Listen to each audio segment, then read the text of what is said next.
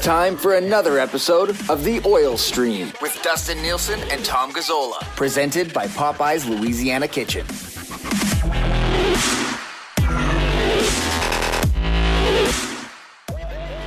Hello, everyone, and welcome to another edition of The Oil Stream, live stream and podcast. It's Nielson and Gazzola with you, brought to you by Popeye's Louisiana Kitchen with 12 locations, 7 of them in the Edmonton area. DoorDash, Skip the Douches, Uber Eats, and of course, pick up your collector cups. People are loving the collector cups because, Tommy, people love collecting anything. That's just something I've learned. Absolutely. And I learned that you're a big Fernando Tatis Jr. guy and you've collected his card. Was that a rookie card? Yeah, it is. Just a sec. I'll get it. Hang on 1 second. It's right here. Hang on.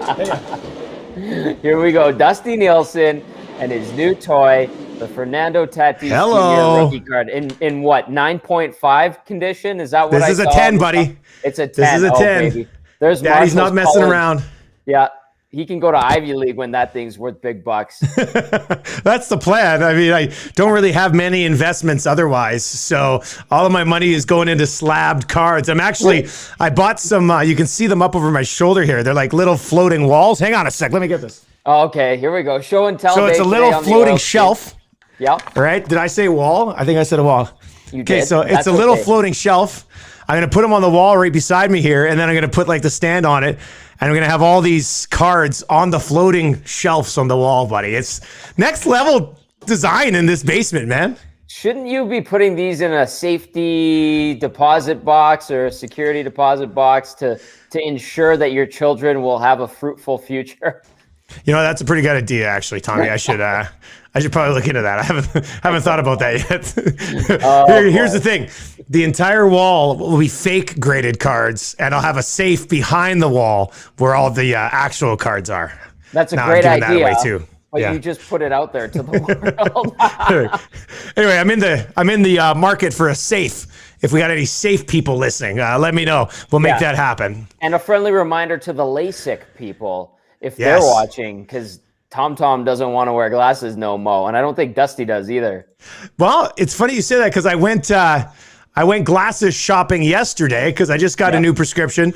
These ones got jumped on by Marshall. They're completely cracked up. It's an absolute mess.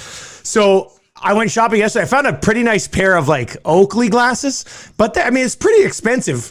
And I know people have said you get the LASIK and then you save so much on glasses over the next 25 years. So I'm kind of like, do I buy two pairs of glasses, or do I just go for it, Tommy? Just go for it. I mean, I'm going to just go for it. I think at some point this year, I want to get that vaccine first, just to play it safe. I don't know. And it's time to not wake up and only see blurs, because that's what's frustrating me the most. And these things fog up. I just got these ones too. I don't know why. I just did.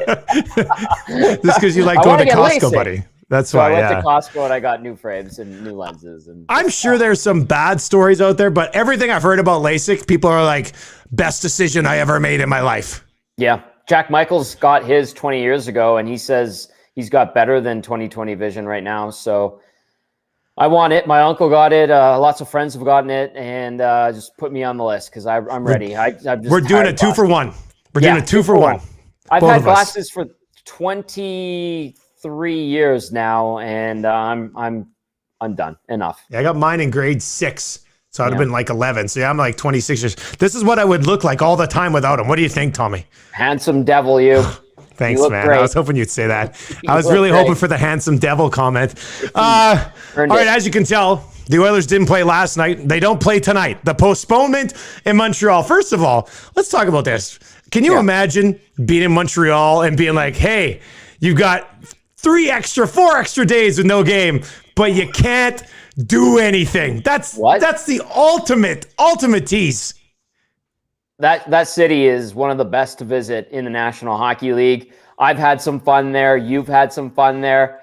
I remember after one night, Teddy Purcell, after I interviewed him, was like, whoa, Tom, did you have a night or what? And I was like, shamefully, I was like, yeah, Montreal got me. He goes, don't worry, happens to the best of us. And I was like, thanks, Teddy. And so, yeah, it sucks. Now, obviously it's not what it was pre-COVID or anything like that. And Quebec's dealing with the COVID variants and all the COVID situation, just like we are here. And so it's not the same, although that hotel that they stay at is absolutely fantastic. I have heard, Dusty, that they were trying to get out today to Toronto. It sounds like after listening to Dave Tippett that they got the call late last night that it was not going to happen. I've also heard some rumblings that they might just stop over in Ottawa for a few days. I'm not sure why. Maybe they can't get hotel availability in Toronto, and maybe ice is tight. I don't know. Maybe they could stop in Ottawa really quick for a day or two and then make their way to Toronto. Pardon me. So they're just kind of caught in a state of flux, and the PR team and the travel and team services group are trying to scramble and figure this out. And until then, they're going to stay in Montreal at a really nice hotel, some of the best bathrooms in the league, maybe in North America. Like public bathrooms or in the bathrooms in the room? In the room. Really? Imagine a $6,000 toilet. What? Yeah. Is it a bidet? Has to be a bidet. Buddy, it does everything. I don't even know what that means, but it sounds amazing. Such nice bathrooms. So that's good. At least they have comfortable washrooms while they're stuck in Montreal. So that's great news. Good, bad, or no big deal here for the Oilers in this unexpected time off, Tommy? Ultimately, no big deal, I believe. If anything, this helps them heal up. You heard Dave Tippett talking about today that they had a chance to work on some things. They actually scrimmaged a bit today, which is good. It's kind of refreshing. So they try to simulate 3-on-3 action, which is I think is fine. And then ultimately you get some time to reset your focus and shift on to the Maple Leafs and look at some of the deficiencies in the Oilers game against the Maple Leafs, or games against the Maple Leafs. And there were plenty, as we witnessed earlier this month. And now you can really hone in on what you didn't do well against Toronto, shore those up going into Saturday and Monday. And so honestly, Dusty, it's not a big deal outside of them having to travel earlier and stay in another city where they didn't play for a bit. They're going to make up these games. That's why they put this buffer week into the National Hockey League schedule. And at the end of the season, or a month and a half from now, we'll talk about this 3-game set against the Montreal Canadiens in Montreal. I'm sure we're going to digest and try to pick apart why it was a bad thing or why it was a good thing. Yeah. That's just the nature of what we do. But I think given the timing, they get more of a break, and let's see how they do against the Leafs. They should have a better result against Toronto than what we witnessed. Well, this is, the exact opposite of what you were expecting for this series against Toronto coming up with the Saturday, Monday games. You thought the Oilers would be exhausted. It'd be 4-6. It's in back-to-backs. The Maple Leafs are getting Ottawa on Thursday in a back-to-back situation. So, beautiful schedule here for the Maple Leafs. Now, all of a sudden, you get this rested Oilers team who should have a ton of jump, knowing exactly what happened last time against Toronto. I'm really excited for this game on Saturday, buddy. It's going to be all that pent-up excitement and emotion, too, from having not seen this team play in a week that adds to it. And for me, I'm sitting here twiddling my thumbs all week. I get to do this. I get to do the morning show today with you, the Smash Hit Nielsen show on TSN 1260. I get to do my hits on Gregor's show. But it was weird on Monday, right in the middle of the show, with Jason Strudwick was on, because we were cutting into the Gregor show and Struddy's hosting, to be like, well, there's no game tonight. And we just kind of had to roll with it. And it was funny, too, because I was asking Struds and Matt Cassian, all right, put your guys in this scenario and how you deal with it, where you're basically getting ready to go out on the ice for warm up, and they tell you there's no game, and they're like, yeah, it would mess you up. Both Cass and Struddy's talking about that, and creatures of habit or what hockey players are. And then at the other end, we're getting texts and tweets from people saying, holy smokes, relax, Tom, it's not a big deal. I'm just trying to scramble and make radio for another half hour, So there was no middle ground. It was really weird, but so it just ramps up the anticipation. I know people are starving for Oilers games in town. We're seeing the responses from people, but Saturday, people will have a few wobbly pops and social sparklers, and and you get the early start, and I'm sure they're going to get their fill on Saturday and Monday. One of the things that we would have seen on Monday was going to be Jesse Puljujarvi alongside McDavid and Draisaitl, which I was pretty excited about, Tommy. I'm not going to lie. Now, but we have seen last time they loaded them up, it was Kailer Yamamoto. And maybe the answer is somebody else entirely. But if it's just between Yamamoto and Jesse Puljujarvi, which guy do you think is better suited to ride shotgun with those two players? Oh, good question. I'll go this way with it. I think it depends on the opponent and the type of game they throw at you. If you're talking about maybe the Calgary Flames, because they want to play rough and tumble more so than the skill game, although they're fully capable of playing the skill game this season, not too well as we've witnessed. Then maybe you go with Puljujarvi up there because he can create space, he can push guys around. Add to the fact that Draisaitl's a horse too, and then McDavid could take advantage of that extra space. And then if you're playing more of a skill team like the Winnipeg Jets, maybe you go with the Yamamoto where he can get in and just be a little buzzsaw in there. And that is more effective than what Puljujarvi could do, being a bigger, stronger body in that regard. So flexibility, and that's a theme that's come up time and time again this season with the Oilers roster, especially up front. And I think that's how I would look at it, Dusty. The one thing I do find interesting is what it means for the Nugent-Hopkins line, depending on how that thing sorts itself up onto the top line. I mean, we'll see what happens against Toronto here on Saturday. But if Kailer Yamamoto is good to go, a lot of people say Nugent-Hopkins and Yamamoto have chemistry, like when they're on that Draisaitl line together, that you can see some chemistry there. So I'm interested to see if it's Yamamoto, Cahoon, and Nugent-Hopkins. Like the line looked promising with Archibald there, and Archibald and Yamo are similar type of players. Do you think there could be some success there with Yamamoto and Nuge as like the anchors of a line, and then allow Puljujarvi to run on the big line? That one I'm a little skeptical of, just because you are, hey?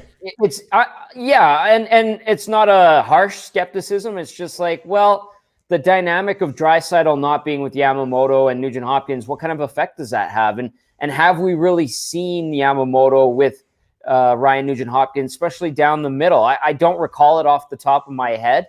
And then the other thing too is, even though that's a pretty good pair and two really skilled, smart hockey players, how does that left winger, whether it be Ennis or Cahoon, affect that line? Because I think that there would be more emphasis on what the left winger brings, and it's less so a pair with an extra guy and more of a three-man unit actually having to be working really in a synergetic fashion, as opposed to just two guys driving a line and the other guy being a nice complementary piece. Yeah, we'll see. What would you expect? Do you expect to see McDavid, Draisaitl, and Puljujarvi together against Toronto? Like, do you think they'll get there, or do you think it was a Montreal specific thing? Yeah, I feel like it'll go back, especially if Yamamoto is good to go. I feel like it'll go back to what we were seeing before the McDavid, Draisaitl being reunited, heading into what was supposed to be this 3-game stretch. Vegan Rai on Twitter is asking, if you guys were to take a guess on who will be in the Oilers' top 6D next year, who would you guess?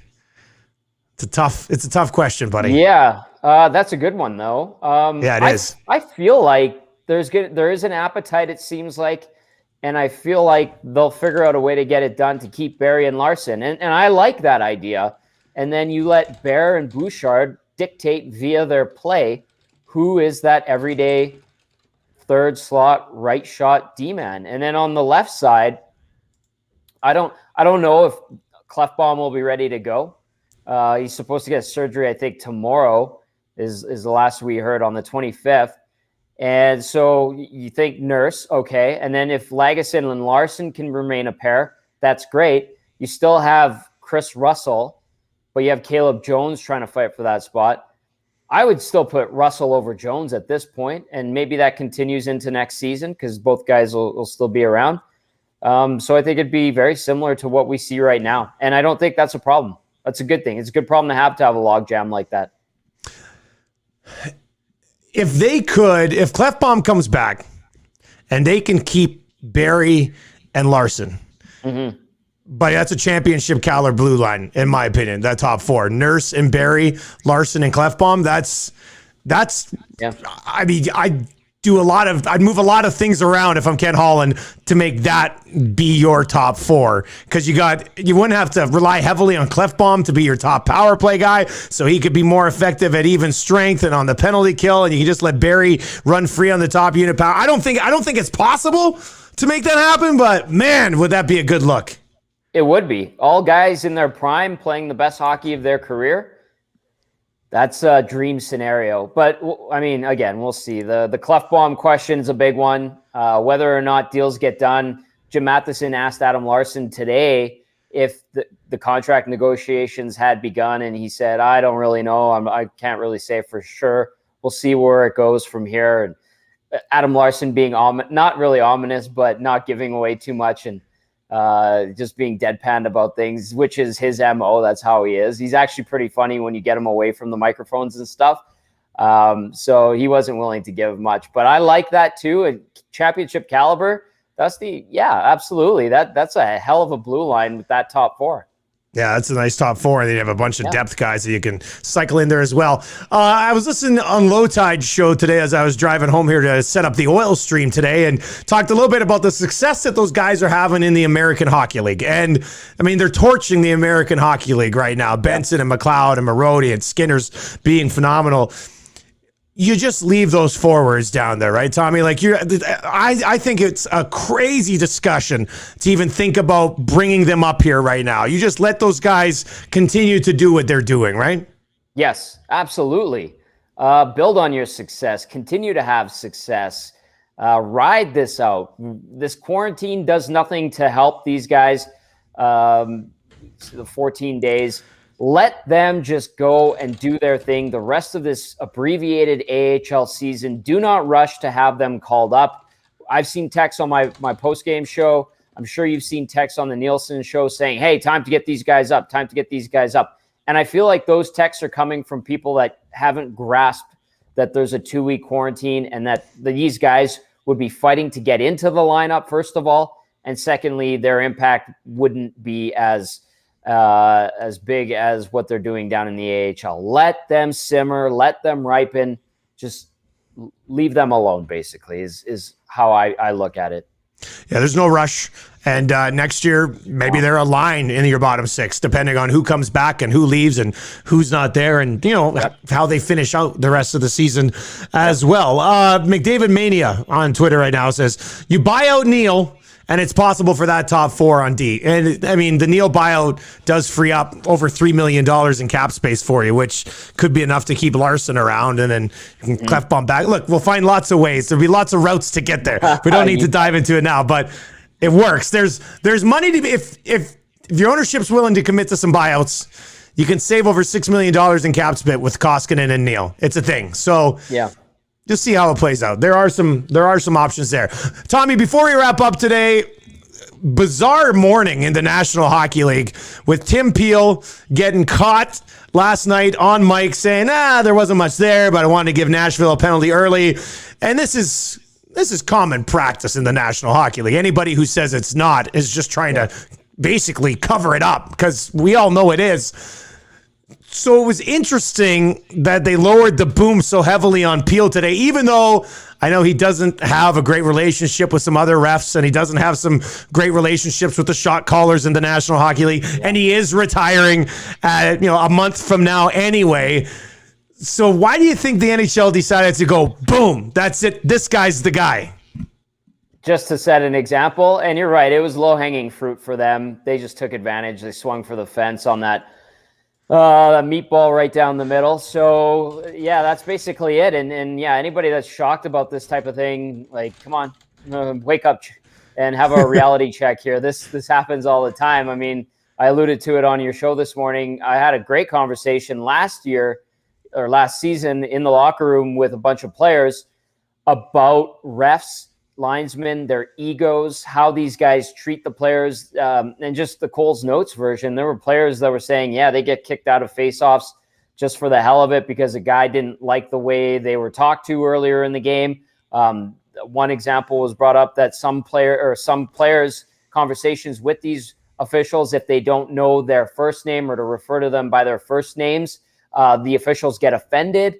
They get offended if they don't get to have and engage in a conversation with a player, whether it be small talk or what have you. And that affects the way they call the game. And it shouldn't be that way. It's not supposed to be that way. Sports weren't designed for officials to act and treat games that way in any sport, but it is the reality of it. It's human nature, and this is part of it. So yeah, that was a wake-up call. And even for people like us, when we got a mic, you got to be careful what you say, because you never know if the mic's turned off or whatever. And Tim Peel got caught in it, and he was an easy target, and the NHL made the most of it. Yeah, you should hear the garbage we say before we start streaming the oil stream. We just trash everybody the entire time. So just ruthless. We seem like nice people. We're total assholes when you turn the mics off. I mean, from an officiating perspective, it frustrates me because we know these makeup calls are coming, and you know, you don't see that a lot in the National Football League. Like, there are bad calls in the National Football League, but how often are you watching a league? How often are you watching a game there and you hear a broadcaster go, here comes a makeup call? I mean, it just doesn't happen. NBA has very questionable officiating. I don't see a lot of makeup calls there either, but maybe it's just because there's so many bad calls, you can't tell the difference one way or the other. But at least they filed the 2-minute report at the end of the game to let you know where their officials made mistakes. It drives me crazy that it's just an accepted part of the game that makeup calls are a thing, because you were incompetent at one point and now you're just trying to fix it by being incompetent again. How can that be the way it is, Tommy? I think it's just ingrained in all of hockey, because I grew up with it. You grew up with it. We knew at the end of the night we were going to have even up on the penalty sheet no matter what. So, you get a chintzy call where you get a great power play and you score, no one's coming against you. And it's just part of the mindset. It's so much a fabric of the game that it's accepted. And when we take a step back and look at it, go, no, that's not how it should be. It really should not be like that. If you're faster, better, stronger than the other team, and all of a sudden you should be getting more penalties, but you're not, because, well, you know how that's going to be called. It's always been called that way. You think about that and go, no, that's not right. It's actually exactly the opposite of right. It's not the proper way to call a game. So maybe now this is a way to start to push back into the way sports and hockey should be called, especially the NHL in particular. Yeah, it's crazy to think, like, you miss a check from behind on somebody, so you let another one go the other way just because it's a fair thing to do. Like, it just doesn't make any sense. And, I know people say, refs are humans and, they make mistakes too. I think the perfect referee would be one that can ref a game with no emotional tie to it, right? Like, just call it as is. Don't get fired up. Don't let your own ego get into it. Don't let your mind start thinking that you got to level things out. If you could just call the game with no emotion at all, maybe you'd have success. And I don't expect them to do it anymore, but that's really how it should be done. Yes. I mean, technically you're describing a robot, basically. And maybe at some point we get to that. But what's funny too, in like hockey ethos and culture and myth and all of that, is you hear about these legendary officials from the past, and the Rob Schicks, the Kerry Frasers, Andy Van Hellemond, Mick Magoo, back in the day in the 50s and 40s and stuff. The refs were every much a bit of the story as the players were. And you know why? Because they were characters and they had personalities. And I think that found its way into being ingrained in the sport of hockey. And that's, coming full circle to your question about why we accept it, is I think it's part of it. And honestly, it actually makes games more interesting. As terrible and wrong as it seems, it actually adds to the story and mystique of hockey. And it might be the time now, and this might be the turning point where that changes completely. Well, it just doesn't make sense that Connor McDavid has to draw 9 penalties to get 2 called again, to get 2 actual calls, where if you're actually calling it, the Oilers would be on the power play, for 12 minutes every single game if you were calling it by the book, which is just, it's just frustrating. It's frustrating because we accept it, because it's the way it is, and it's for a game that we all love, and you can't change it. But I think it's okay to be frustrated by it, and I am. It's some of it's absolute bloody garbage. Like, it fires me up, but some of it I can deal with. But the NHL also looks like a joke to me, using this guy as an example, when everybody knows that officials are being told to make sure you call an even game, even if it's not an even game. So it's not a good look. It's not a good look. Yeah, I mean, obviously there's this uproar. We saw it last night. We saw it this morning. But in reality, you're just like, he got caught saying what everybody knows. Yeah. You know, it's like, he doesn't want Nashville to play a certain way, so he's going to call a crappy penalty to deter them the rest of the game, and that's the game management element, and that's a veteran official doing veteran official things. I don't know if you saw Matt Duchene's interview in Nashville, but Duchene said it was bizarre because Peel said the same thing to Philip Forsberg, who's on the Preds. Right. And that's the thing, is like these teams and these players have relationships with these guys. Remember, it was Glenn Sather and Don Koharski that hated each other, and Koharski and Jim Schoenfeld when he was in New Jersey, and you knew, like, you would game plan for the refs because you knew there was these hatred and hate between certain personalities on both sides, and that just became part of the game plan and strategy that you would put forward. And this might eliminate that, but yeah, it's just like, it's harsh, Dusty. At the same time, I'm like, well, what's new here? Like, don't we know this? Nothing. Were we blind? Like, did we just take off the blinders? Like, what's going on? The only thing that's surprising about this entire thing is that the NHL actually punished someone for something that happened with officiating. That's the only thing that's surprising about the entire thing. So, all right. Well, we will be back on Friday with another episode of the Oil Stream. We will have a game to set up on Saturday between the Oilers and the Leafs. I'm sure we'll have more news, Oilers and Leafs, by that point as well. We'll have a Leafs game to break down heading into that game against the Oilers as well. Tommy, good episode today, buddy, and we will catch up on Friday, man. Can't wait, Dusty.